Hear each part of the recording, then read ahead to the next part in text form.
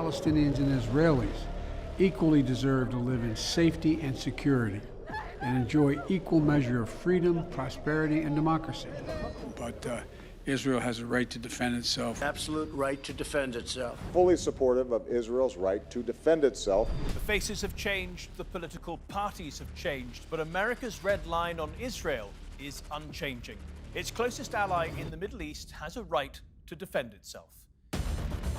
And to that end, Washington gives Israel $3.8 billion every year, primarily to spend on its military.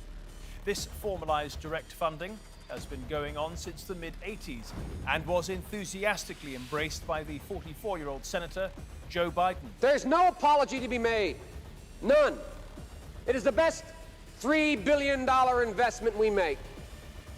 Were there not an Israel, the United States of America would have to invent an Israel to protect her interest in the region. The United States also protects Israel at the United Nations. Over the past couple of weeks, it's blocked the UN Security Council several times from issuing statements condemning Israel's military response.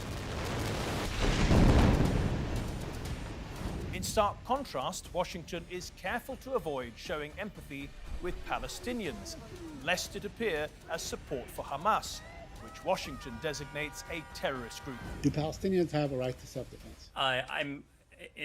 Broadly speaking, Saeed, we believe in the concept of self-defense. We believe it applies to any state. Do you regard Palestine as a state? I wasn't referring. Do you think that?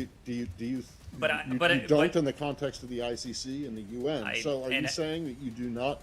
If it applies to any state, are you saying that Palestinians don't have a right to self-defense? I was making a broader point, not attached to Israel or Palestinians in that case.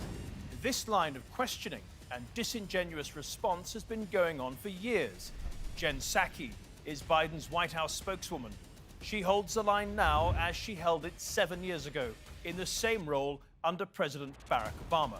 Israel has the right to defend themselves. Do you believe that the Palestinians in Gaza have the right to defend themselves? I think, I'm not sure what you're getting at. Does the president believe that Palestinians have a right to self-defense? The president, in his statement yesterday, also made clear that he underscored the importance of working to advance peace throughout the region, including between Israelis and Palestinians. And it's no wonder that White House officials don't feel comfortable answering those questions when their political masters make it so clear what their priorities are and have done for years. If I were a Jew, I'd be a Zionist. I am a Zionist. You don't have to be a Jew to be a Zionist. Unyielding commitment to the survival, security, and success of the Jewish state of Israel. Addressing the American-Israel Public Affairs Committee, or AIPAC, has been almost an obligatory stop for any candidate hoping to reach the White House. All political upside and no political downside to expressing one's unswerving support for Israel. It is wonderful to look out and see so many great friends. Or at least that's been the case until now, as Andrew Yang soon found out. Andrew Yang is now apologizing after he issued a statement on the violence and ongoing conflict in Israel and, of course, Gaza. Yang is running to be mayor of New York, but ran into trouble when he tweeted, "I'm standing with the people of Israel who are coming under bombardment attacks and condemn the Hamas terrorists. The people of NYC will always stand with our brothers and sisters in Israel who face down terrorism and persevere." Yang was immediately criticized on social media, and the hashtag Yang supports genocide soon began trending. Yang quickly rode back, saying the tweet was overly simplistic and that he mourns for every Palestinian life taken before its time, as I do for every Israeli.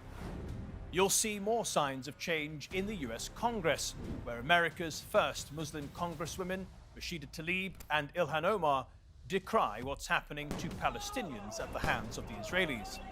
It is a conflict where one country, funded and supported by the United States government, continues an illegal military occupation over another group of people. We must condition aid to Israel on compliance with international human rights and end the apartheid. Their voices are still very much a minority in a Congress of 535 people. But they do have allies in the so-called progressive wing of the Democratic Party, who are linking the Palestinian cause to that of civil rights in the United States. The United States must acknowledge its role in the injustice and human rights violations of Palestinians. Last summer, when Black Lives Matter protesters took to the streets to demand justice, they were met with force. They faced tear gas, rubber bullets, and a militarized police, just as our Palestinian brothers and sisters are facing in Jerusalem today. Our destinies are tied.